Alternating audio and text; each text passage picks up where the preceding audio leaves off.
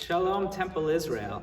It is hard to believe, but we are just a day away from starting our first, and God willing only, virtual Rosh Hashanah and Yom Kippur.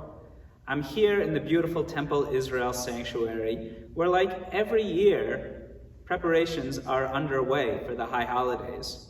Just like every other year, the Ark is switched to white. The Torah scrolls are dressed in their finest white and silver.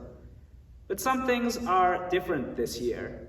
Instead of having all of you sitting in the audience participating with Cantor and myself, Cantor and I will be looking at something different in the sanctuary. Because in front of us is a 55-inch television screen that shows us what you will be seeing on live stream. Don't worry, we're not watching football. We're watching services. And during those services, we're going to say the very familiar words of the Machzor. And towards the end of Musaf, we read these powerful words: Avinu Malkeinu, remember your compassion and subdue your anger. Bring an end to pestilence, sword and hunger, captivity and destruction, sin and oppression, epidemic, plague and calamity, every illness, misfortune, and quarrel, all kinds of danger, every evil decree, and causeless hatred.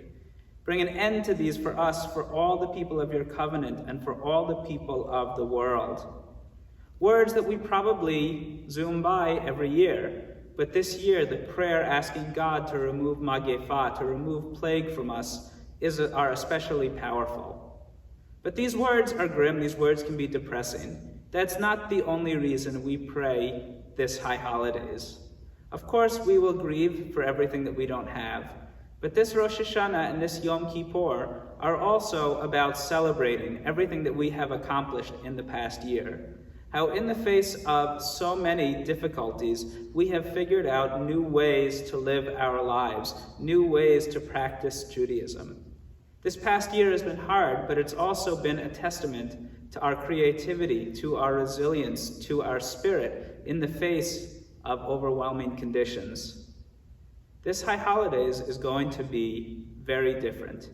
And I wanted to share some information with all of you about how to make the most out of these holidays, how to participate.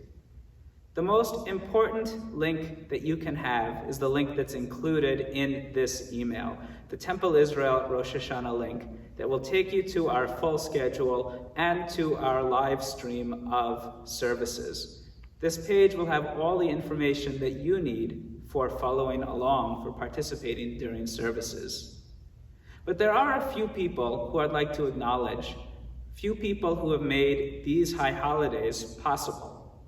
The first people I'd like to mention are Dr. Milton and Arlene Berkman, who recently contributed our brand new camera and our brand new audio-visual system, which makes this entire high holidays possible. Thank you, Milton and Arlene. We really could not have done this without you. I'd also like to acknowledge Andy Cohen and Larry Sands, who head our honors committee.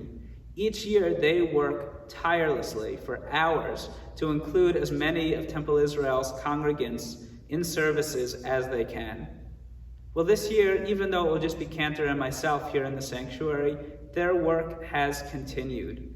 Through the system of virtual honors, they've included many of you as part of our services. Some of you will be participating over Zoom, having your aliyot, reading from the Torah, blowing from the shofar.